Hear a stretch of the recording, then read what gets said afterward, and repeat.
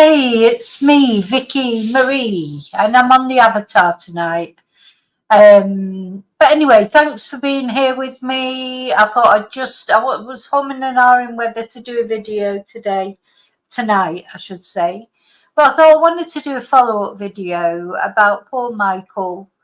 It just feels sadder and sadder, and all the tributes are pouring in for this TV doctor, aren't they? And seems like he was a genuinely really nice guy. Why is it always the nice ones? It's so very sad. So I wanted to read out some of the tributes and the statement from his wife, and just pay him some respects.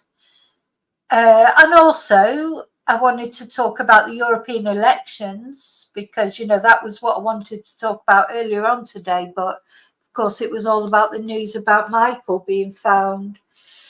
And but wow, it's all happening in the European elections, so that is something to talk about as well. I hope that I find interesting. I hope you'll find interesting too. When I tell you what's going on, Britain. If you live in Britain, Britain might have left Europe, but the European elections are still important to us. And it's all happening. It's all happening. I don't really like all this. Obviously, I'm glad there's going to be an election in Britain, but anyway, I'll talk about that later. First of all, I just want to say thank you. My usual thank yous to everyone. Don't forget to like, please. And if you're not subscribed, and if you feel like it, please subscribe. Let's get rid of the banner. Now I'm just going to say hello to everyone before I get going. Hi, Gillian. Gillian was first. Hi, Jumba. Hi, Bexy Boo 76. Oh, that's a nice nick. Hi, Kelly. And hi, Julie. And hi to anyone else who's watching at home. Hi, replay crew. Now, I hope you've all had a nice Sunday. If you're watching this live, it's Sunday, 9th of June. Hi, Quizzical Girl from Australia. Morning, of course, there. Yeah, good morning, good afternoon, or good evening, wherever you're watching from. Now, I've had a lovely Sunday. After I did a couple of lives. Did I do a couple of lives or just one live? I don't know. I've completely forgotten what videos I've done. It's been one of those days. I don't mean that in a bad way. It's just been a very nice, relaxing day, and I've sort of forgotten what videos I did or I didn't. But I know we've been talking about the doctor quite a lot. And then I went over to a friend's. I've had a swim in the pool. I've got some sun. I look like I've been dragged through a hedge backwards. That's why I'm on the avatar. But it's been lovely. It's been so nice. I'm tired in a nice way. When you're in that relaxed, tired. So as soon as I've done this video, I will be going to bed. But I thought, I just wanted to, read out some of these tributes to the doctor, talk about him a bit more, read out the statement his wife has made, and then talk about the results in the European elections. That's, I've been wanting to do that for a while. So I'm a bit sniffly. I think it's not cold. I think there's like a bit of allergy. It's quite windy here at the moment, breezy, and there's still this sand in the air. Apparently we've got big storms coming next week. So I'm going to get in the provisions tomorrow. You don't want to be out and about when there's storms in Spain. So tomorrow I'm going to get in the provisions, batten down the hatches, and then hopefully the internet will be working at least, even if we do get big storms, and I'll be able to do some videos and that. And of course, Tuesday night will be my first members live under the new members level. Carry on chatting. I haven't quite decided what I'm going to do yet on Tuesday, but I'm really looking forward to it because, it might just be me and 3 people because it's a new level, but it'll be... I don't know how to explain it. I want to talk about something completely different. But anyway, that's for Tuesday. So let's, hi Jane. It's pouring down there, is it? Hi Daniel. Oh, do you know, I'd love a bit of rain at the moment. The problem is, it's going to be, when it rains here next week, it's going to be storms. Do you know, it won't be just like a bit of drizzle to clear the air, or, you know, just a good sort of rain to clear the air and clear away all the sand that's all over the place. It won't be like that. It'll be some like mad storm from hell, probably. I do like a bit of drizzle, but it won't be like that. It'll be some mega storm, probably. Okay, so let's have a look at what Paul Michael's wife had to say about everything. It's very sad. You know, the more it feels sadder and sadder, the more I sort of think about it, look at it, because, you know, it seems like everyone has got just good things to say about him. So you just think, well, he's a nice guy, you know, why does it always happen to the nice people? And it just seems it's some sort of tragic accident. You know, he's just literally, he's made a mistake, if you like, to decide to walk in the heat and everything. I do think, you know, he did make a mistake, but he probably thought he knew the way. Okay, he's stumbled, or, you know, hopefully there'll be, and he's probably died that same day when he went missing, which I think was Wednesday, wasn't it? So let's see now. Yeah, this is, his wife has made a statement. I'm going to read out the statement. Where's this advert in the way? See if I can get rid of that. No. They want you to see the adverts, but you can't read the bloody post. So he's so very nearly made it. Michael Mosley's wife Claire makes a statement. She says, I don't know quite where to begin with this. Well, the thing is, it's not something you'd be expecting, is it, to have to talk about? It's devastating to have lost Michael, my wonderful, funny, kind and brilliant husband. We should be like in some sort of surreal. It'll all just feel surreal. She won't be able to believe that it's happened. We had an incredibly lucky life together. We loved each other very much and were so happy together. I'm incredibly proud of our children, their resilience and support over the past days. I mean, how awful, you know, to have to go to a foreign country. You know, it's bad enough you lose your loved one, you know, in whatever way, but, you know, this is in a foreign country. They've had to go there. They'll be dealing with the language barrier. Not only that, the culture, but, you know, the way things go there. There'll be sort of like a culture difference. You know, it's just awkward, isn't it?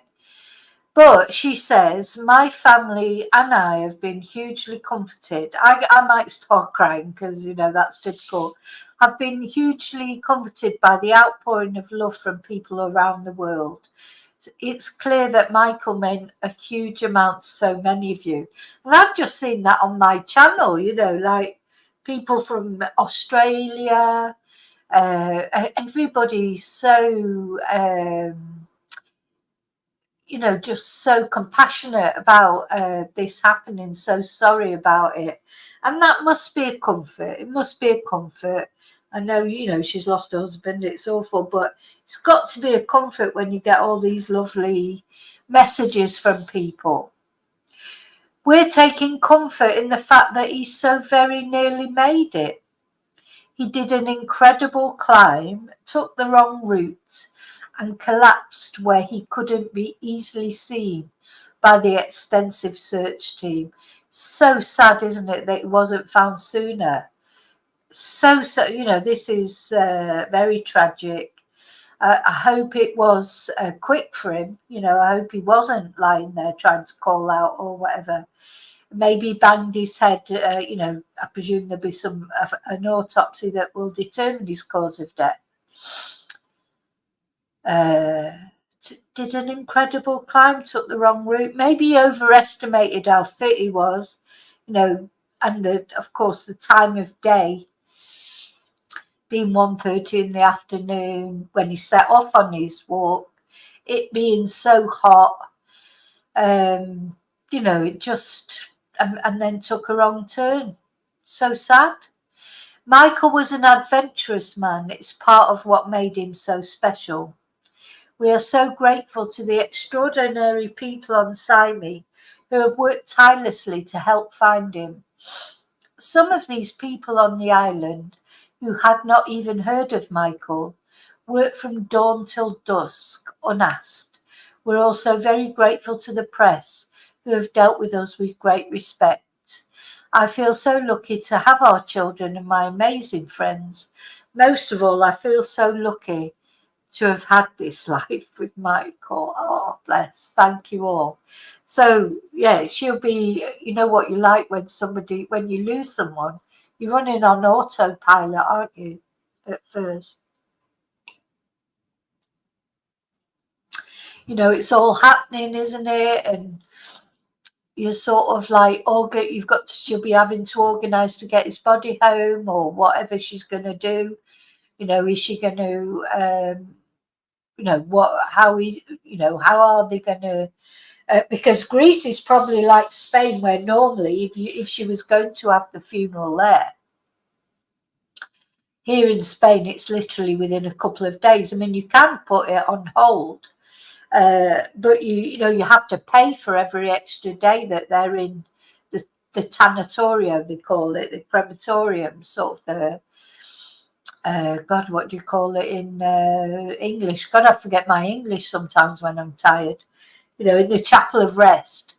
You obviously it's hot. When it's a hot country, they have to be refrigerated, etc. God, I don't mean to be graphic. What I'm trying to say is what she decides to do. She's got two choices, really, isn't she? Either takes him home. I don't know if he had, insurance. That's very expensive, to take him home, and probably there's, if she's going to take the body home, I don't know how that works with Brexit now and everything. Is it, oh God, Brexit is a nightmare. Things you don't even think about. Is she going to repatriate the body? Or will she be thinking of having maybe a cremation there and taking his ashes home? There's all those things to think about when you've just lost your husband, and then you've got to make all these decisions. It's awful. And then if she has the memorial service there on the island, means that all the family and friends have got to go there. Sometimes what people do is they'll have just, like a very basic service, and then maybe have a memorial service then back home when they get back home. I don't know what their beliefs are. I don't know what their religion is, whether they believe bodies should be buried or if they think it should be a cremation. There's all those things to think about at a time when basically you're already going through hell. And the thing is, you're in a foreign country and having to make all these decisions. It's terrible, isn't it, really? But anyway, she's got a family around her. That's good.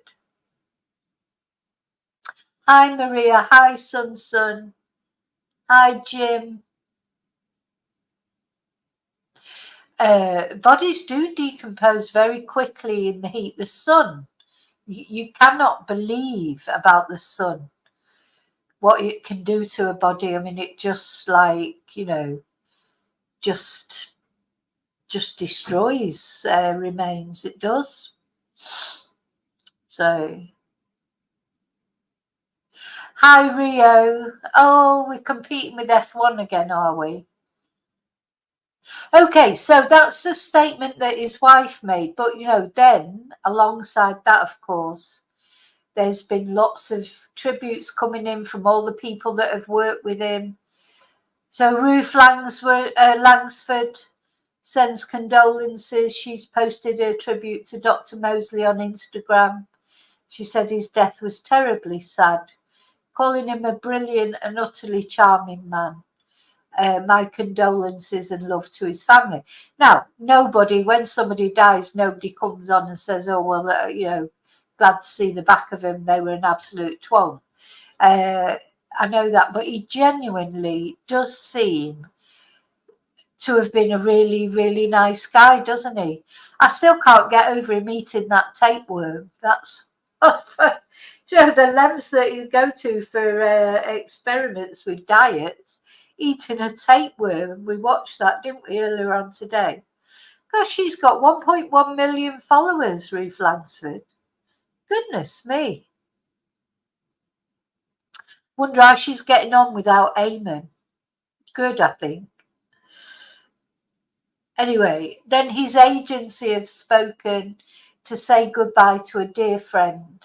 The Soho agency, which represented Michael Mosley, said goodbye to a dear friend and a lovely man. And in a statement, the agency's director, Sophie Lorrimore, said he was unique and will be missed dreadfully. It's with such profound sadness that we say farewell to our dear friend and client, the wise, wonderful and lovely man Michael Mosley, she said. Michael loved what he did and found it a pleasure and a great privilege to work with his colleagues in the TV, radio, publishing and at his business, the Fast 800. He was immensely grateful for how receptive the public were to the ideas he had, the privilege to share, and to the many scientists whose work he had the honour to help popularise. The thing is, all you can hope for in your life is that you leave a good legacy behind, isn't it? At the end of the day, we all die, and I don't mean to be sort of maudlin or whatever, but we do. And, when it comes to it, if you've left a good legacy behind, people remember you in a positive way. You mean you don't have to do the things that he's done. You don't have to be famous or, write a book or do whatever. You just have to leave behind a nice feeling for people. I think if when these sort of tributes come out, it seems that people, it's not only the legacy is left of what he's achieved in his life, it's the legacy he's left of how people really do seem to genuinely say what a nice person he is. Peter Andre, he calls him a wonderful human being. I wonder where he met him. I suppose it's on the TV or whatever. So Peter Andre has described Michael Mosley's death as absolutely devastating on Instagram. The singer posted a photo of the TV doctor on his Instagram story, along with the words, a wonderful human being. Dear me. Channel 4 releases a tribute to a passionate star. They've paid tribute, saying all its staff are deeply saddened by his death.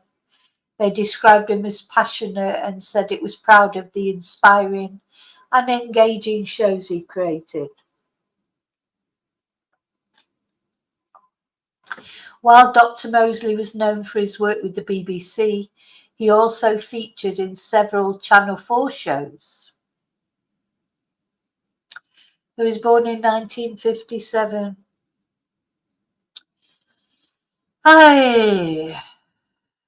Jeremy Vine. Not that I'm a lover of Jeremy Vine, to be honest, but Mosley, Michael, what is this thing with the surnames? Michael Mosley had an adult mind and a child's curiosity, and Jeremy Vine has called him an amazing man who was a born communicator. He had an adult mind and a child's curiosity. We're all going to miss him so much. Kirsty Allsop. Well, we know Kirsty, don't we, from Location. She said he was a man who had so much more to give following his death. Hope his family can find some small solace in how highly he was regarded. I think they will definitely take comfort in the lovely things that everybody's saying about him. Oh, this is a little video. Let's watch this. Who was Michael Mosley from ingesting tapeworms? I'll never go for that. To helping the nation diet, Dr. Michael Mosley was known for putting health at the forefront of people's minds. He was known for appearing on television programs like This Morning and The One Show. And of course, he was famous in Australia as well. He was one of the presenters of the series Trust Me, I'm a Doctor on the BBC, and also hosted It's Just One Thing health podcast. God, he also lived with tapeworms in his gut for 6 weeks for the documentary Infested Living with Parasites. Oh my God. And he's credited for the rising popularity of the 5-2 diet for losing weight, which involves fasting for 2 days a week. Here we take a look at who Dr. Mosley was. So let's have a look at the video. A curious investigator, a hero, and quite simply, a very kind man. That's how Dr. Michael Mosley has been described by friends and colleagues. A regular on programmes like This Morning and The One Show, Dr. Mosley was also willing to go to extreme lengths, experimenting on his own body. He injected snake venom into his bloodstream and deliberately infested himself with tapeworms for a TV documentary. I mean, he injected himself with poison, snake venom, and these tapeworms. But it was his friendly demeanour and ability to make science simple that made him so popular. The man that you hear coming through the airwaves, whether it's on radio or on TV, and he is so personable and so approachable through the screen, and that is an art in itself, being able to portray yourself like that. And he is exactly like that. His work had a huge impact. He was a pioneer of the 5-2 diet, which involves restricting calorie intake for 2 days a week.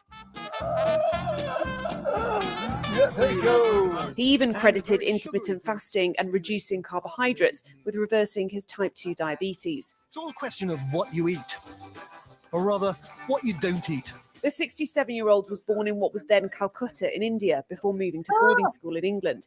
His first career was in banking, but it was short-lived, and he decided to... I didn't know he was born in Calcutta. You think you should find out all these things? So then he was sent to England, went to boarding school. Enroll in medical school before eventually turning to journalism after qualifying as a doctor. He became an award-winning producer on science shows at the BBC before taking his talents in front of the camera. We're doing a live show together, which I'm absolutely thrilled about. He met his wife and fellow doctor Claire at medical school. They have 4 children and have published several books together about the benefits of fasting. Those who worked with him say he really cared about improving the health of the nation. He had an absolute knack of figuring out what mattered to people and what was important to them. And you can't fake that warmth and generosity of spirit. And while many questions remain surrounding his death, there is no doubt about the positive impact he had during his life. Yeah, they keeps talking about questions concerning his death. But anyway, so then another person who's paid tribute is Vorders, Carol Vorderman. She's paid tribute. She says the news of his death is extremely sad and shocking. And on X, she said that the TV doctor had worked hard to introduce and communicate the modern science behind being healthy. So, yeah, the fragility of life is so shocking. I mean, it is. Life is fragile, that's what I was saying earlier, again, I don't want to be depressing, but it's just like you just never know. So you've just got to make the most of every moment, haven't you? Every moment that you've got is a gift, really, because lots of people don't have those moments. So this Alice Roberts said, I've known Michael Mosley for many years as a TV producer specialising in science and medicine. He was the executive producer of my 2009 series Human Journey. When he started presenting as well as producing, we made several science. I can't read the rest of it because I'm not on the actual,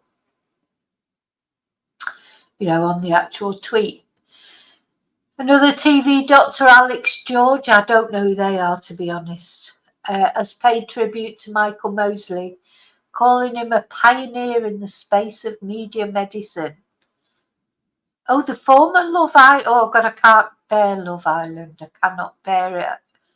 Horrible programme. Said the doctor brought health to the forefront of the national conversation. Whether you agreed with everything or not, the importance of having health on the agenda has made such an impact on the lives of many. This is what surprises me, to be honest. You know, if I thought anything was strange about what's happened to him, it's like that he's a person who, you know, a doctor who knew about health, etc. Why was he even walking across that terrain, all that rubble and all that, you know, at that time in the afternoon in that heat? I would have thought he would have known better than that. Or maybe he thought he was fitter than that and he could stand it. Maybe he just had a heart attack. I don't know, but it just seems to me strange that he was doing it in the first place.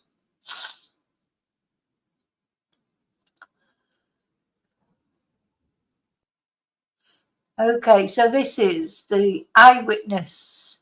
Strangest of scenes on the Greek island after the body was recovered. Holidaygoers spread out on sunbeds. People swim in the Mediterranean, turquoise sea, and the only noise is from waves lapping up against the rocks. A wired fence surrounds the resort, the only access at a small gate by the sea on the northern tip.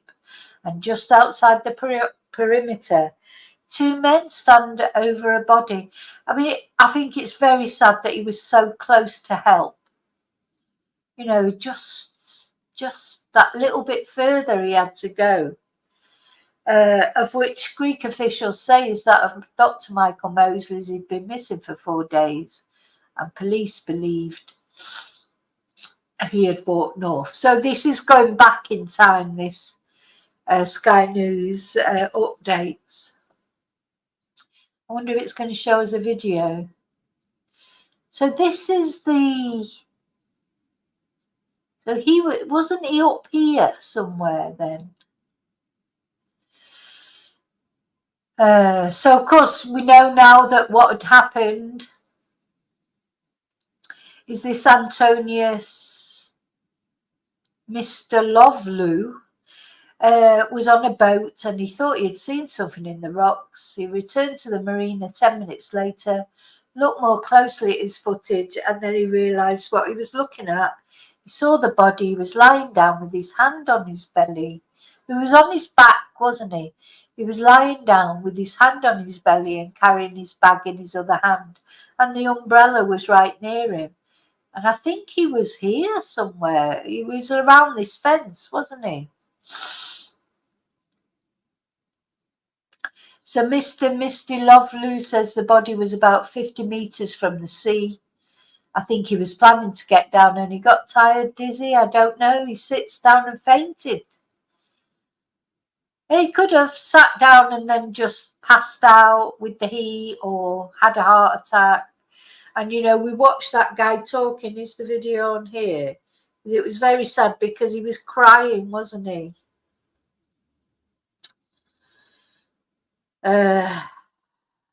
Very, very, very, very sad. So there's lots of tributes coming from all over, of course. Oh my God, even Mid-Year, what's he got to do with it? So, of course, Mid-Year, he was the lead singer. What was their group called? He sang Vienna, wasn't he? And, of course, he was instrumental in Live Aid, etc., Mid-Year. I'm not sure how he knew why he's making a tribute to Michael Mosley. But he said it's amazing how one cog in the machine, one life in a world of billions, can have an impact on others. Oh, he never met him, but we all knew him, so he obviously just watched him on the telly. So his colleagues from the One Show, sorry, not the One Show, on the Fast 800, which was his business, wasn't it? They've paid tribute to him. Everyone's paying tribute to him. This is pictures from the Hay Festival. There's his wife Claire. He's with his wife Claire. She's a doctor. Yeah, so it's just one tribute after another, really, isn't it? I think there's a new post up there.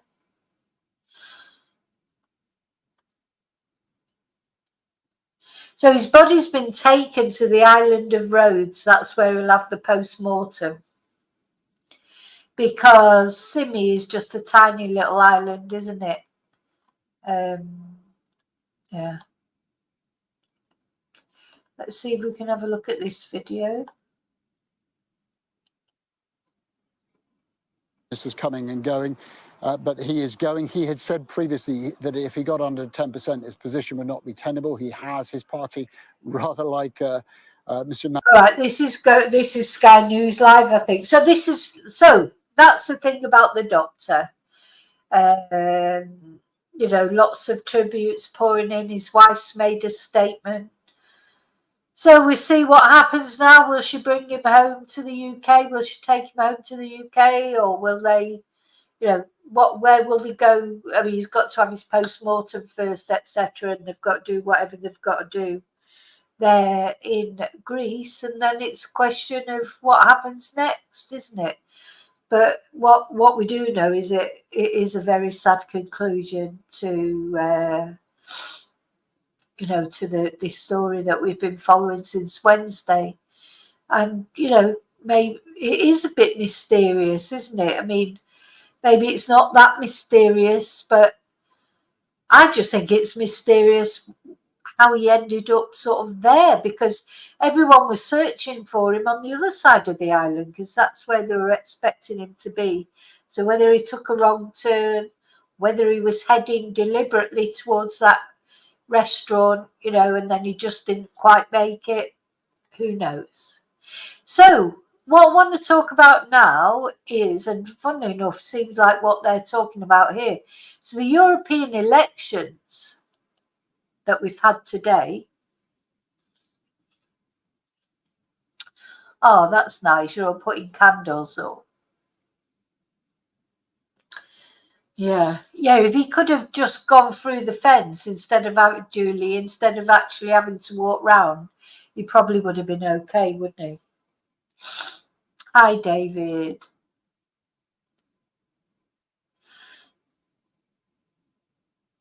Okay, so what we're going to look at now are these results in the European elections, and they're all still coming in. We haven't had the full results in Spain yet, but I'm going to read you them so far. But it's causing havoc, because I know that Macron, the French president, he's called a snap election because the far right did so well in the French elections. They were the European elections. And now just watching this, it looks like the Belgian president as well has resigned. Macron's has had a horrible evening, so he is on the way out. I think so much of the oxygen of this is going to be taken up by the news that has come out of Paris and indeed across France, frankly, of the triumph of the National Rally and the apparent anointment of Jordan Bardella and the elections to come.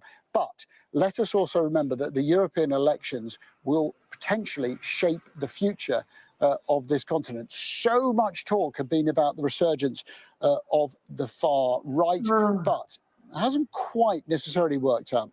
Let's take a look at what's happened. Some projections then that we have had suggest that mainstream and pro-European political parties are going to retain their majority. The centre-right political grouping, the European People's Party, is seen as winning a total of 181 seats. That will give them 25% of the seats in the parliament. Next biggest will be the Socialists and Democrats. They've now got, looking to have about 135, maybe slightly more seats compared. That's losing about 1% down on the last parliament. The big losers in this election are the Greens. They will have about 53, 54 seats. They will have lost significantly. You know, I just think the Green Party, unfortunately, they're not going to do well because people don't want to give up their petrol cars, and as much as people thinking about the future, they don't want to. I don't know about you, but I don't want an electric car. Maybe you've got an electric car already. I just don't even like them. But I know it's selfish. Of course, it's selfish, but it's like, unfortunately, that's how people are feeling about it all now. They're sort of looking at. Thing is, people want green policies up to a point, but they don't want them if they affect their lives too much. That's just the fact of it. Whether it makes people selfish or whatever it is, that is just how people are. Because green policies are difficult, make people's lives difficult. People don't want a difficult life. Now, I don't know what's going to happen with that, but you can see that the support for the Green Party is ebbing away a little bit. And then we've got this surge of far right in Europe, which is always a bit scary, isn't it? So what's happened in France is the far right have done really well in the elections. So Macron, he's not messing about. He's just called an election. He's just saying, right, okay, let's, now I think he's probably right to do it because the far right have done so well. Feels like his position is not tenable, unless he actually calls an election and sees what happened. But he's taken a massive gamble. He really is taking a massive gamble because he could easily lose that election, but he's almost doing it to make a point, but hope he wins it, for his sake. I personally quite like Macron, but obviously he's not that popular in his own country. But of course there is a difference. We'll see whether that vote follows through to a general election. But I think he's right to do what he does. He's done because he wants. He can't carry on governing if he hasn't got the support of the people. So he's putting it to the test. Like in Britain, when they just swap prime ministers and don't bother about actually having to elect anyone. Sun, that's it. It was Ultravox, the name of that group. Yeah. Hi, Ryan. So the thing is, everyone says they want out of Britain. I've seen some of the comments and that, but in Europe, nobody ever seems to be happy with their government. When I'm looking at from the outside at France, for example, I think Macron seems like a good prime minister. But of course, I don't live in France, so I don't know what sort of what things they're complaining about. And it's the same in Spain, like our president or prime minister in Spain, Pedro Sanchez. I personally think he's really good, but I know a lot of it in Spain, it's almost like, and it has been for years, almost like a 50-50 divide between sort of the Socialist Party and the PP. They're almost like, and it has been for ages, ever since I can remember, really, since I first started taking any notice of politics in Spain. It's like an almost, polarized 50% support the socialists and 50% support the PP, which are like the Conservatives. And then you've got, of course, the other parties, like the Vox, who are the far, well, they'd say they're not far right, but they are really. And then you've got the Podemos party, the Communist Party, all those other smaller parties. And our president, Pedro Sanchez, he's been able to make deals. The reason he's been prime minister for so long, I think he's been in power for 10 years or more, maybe. I need to check that. Don't know, to be honest. I need to research it. Is because he's made pacts with smaller parties. So he made a pact with the Communist Party. and they ruled together, if you like. I mean, he had the largest number of seats. It was a bit like David Cameron with Nick Clegg. You know, the communists sort of joined with Pedro Sanchez, but really Pedro Sanchez was in charge. I thought he did really well through the COVID pandemic, but a lot of Spanish people don't.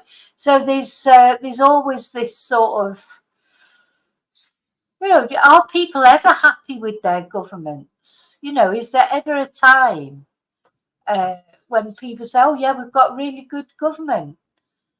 Because it seems like, you know, people are never happy. Even when you know, we think they've got quite a good government. So it just makes you wonder. Hi, Charlie.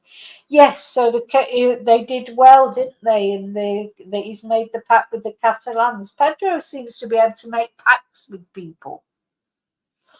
But let's have a look at the results in Spain. I was trying to sort of, you know, I mean, they're not finished yet. So all the results are not in yet. So we don't know the final results in Spain yet. But let's just have a, I was having a look. Where have they gone?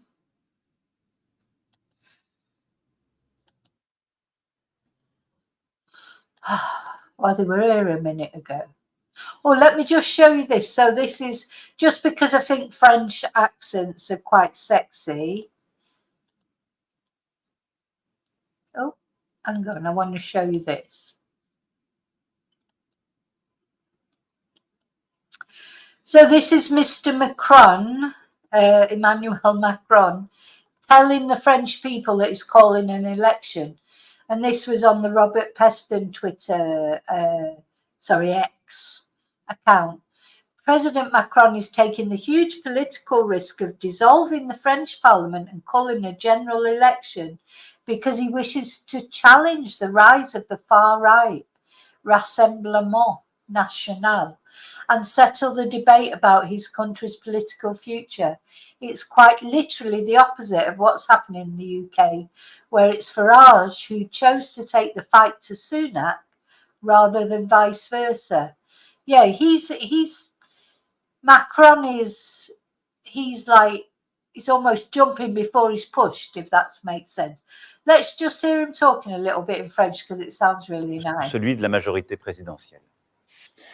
Les partis d'extrême droite, qui ces dernières années se sont opposés à tant d'avancées permises par notre Europe, qu'il s'agisse de la relance économique, de la protection commune de nos frontières, du soutien à nos agriculteurs, du soutien à l'Ukraine, ces partis progressent partout sur le continent. En France, leurs représentants atteignent... Sorry, I just wanted to indulge myself in listening to him talk then, because it's like nil point. You don't know what he's saying, but it sounds nice. And of course, he's a very handsome guy. And of course, he's with his wife is a lot older than him, isn't she? So he likes older women, so I might stand a chance with him.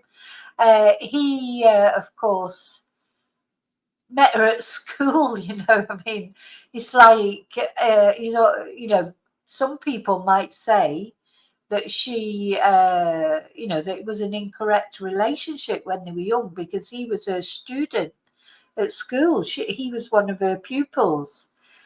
But he fell in love with her apparently at school. This is what he says. He fell in love with her when he was a schoolboy and he wanted to marry her, and he has married her and they've been together ever since. So, you know, God. But, you know, you've got to think if it would have been the other way round, you know, with a sort of older man and a schoolgirl, like people would be, you know, saying different things about it. Anyway, I just wanted to show that just so that I could hear his voice. So what did I do with my Spanish results? Oh, there they are.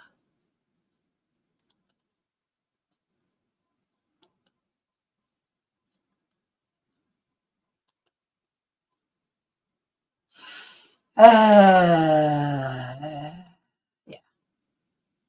So these are the results in Spain so far.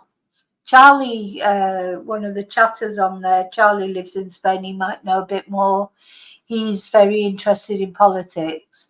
But from what I can see so far, So the PP, so the Partido Popular, they're like the equivalent of the Conservative Party.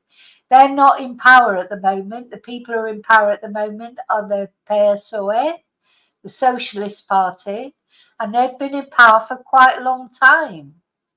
As I was saying earlier, they make different pacts with different people, with other parties, smaller parties. So it looks like, so the PP have 22 seats, they've gained 9 seats. You've got PSOE have got 20 seats, lost 1 seat. 32.4% of the votes for the PP, 30.2% for the PSOE. So there's not much in between them. Do you see? That's how it's been for ages in Spain. They seem to, at one point, they seem to be having one election after another, and they just couldn't seem to show a clear majority. Now, Vox, these are the parties sort of worry me a little bit because they're like the, well, they'd be like your Reform equivalent. But, you know, bearing in mind I'm a foreigner living in Spain and Vox don't like foreigners. So, you know, for me, that's not, it's not good that they've gained 3 seats. But they've still only got 7. And they've still only got 10.4% of the votes. But of course, they could make a pact with the PP. They'd never go anywhere near the Socialist Party, and the Socialist Party won't go anywhere near them. So the other ones that might, you've got Podemos, they might possibly make a pact with the, I mean, this isn't a general election anyway. This is only the European elections.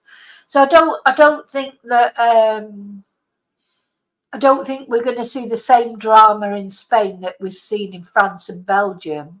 I don't think that Pedro Sanchez winning 20 seats and only losing 1 seat from last time is going to make a dramatic difference. So I don't think we're going to be seeing a snap election, thank goodness, you know. And it doesn't look like Vox have done that way. They might, that well. They might have gained 3 seats, but it's hardly, you know, a massive thing. That's my take from it anyway, but maybe I'm wrong. But yeah, it's France where the big thing has happened, you know. 25 years older, Charlie. Is she 25 years older than him? Really? I didn't realise she was that much older than him because she looks very good for her age. I'll say that for her. So some people are blaming all this on the fact that the thing about Europe now, what it is missing, I think it is missing Angela Merkel. She was a very good president. You know, the German president or the German chancellor, as they call them. She was very good. And the new guy, half the time, I can't even remember his name. He just hasn't made the same impact. Is it, who is the chancellor of Germany? Is it Scholl or something like that? You know, and I take an interest in politics and I don't even, you know, I can't bring his name to mind. Yeah, Olaf Scholz. He just doesn't seem to have the same impact that Angela Merkel seemed to have. She seemed to keep everybody in order. You know, she was like the German Mrs. Thatcher, wasn't she? She seemed to sort of just, I don't know, keep Europe like level. And she hated Boris Johnson because she didn't, because he's not serious enough for her. She was very serious, very good politician. You know, just took her duties seriously, and she didn't like Boris Johnson because he was a buffoon. Yeah, I like Angela Merkel.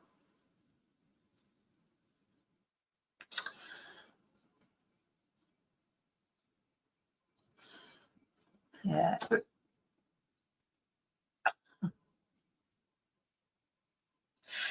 Okay, so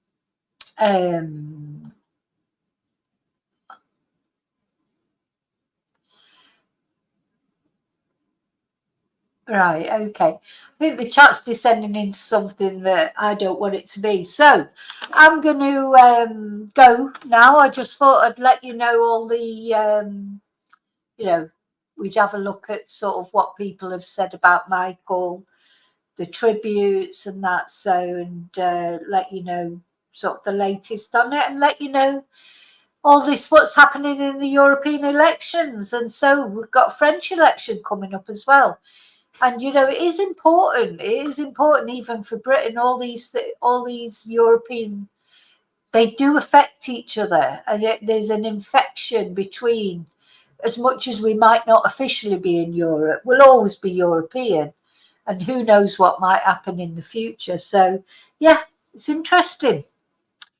Maybe it's just interesting for me because I like politics, but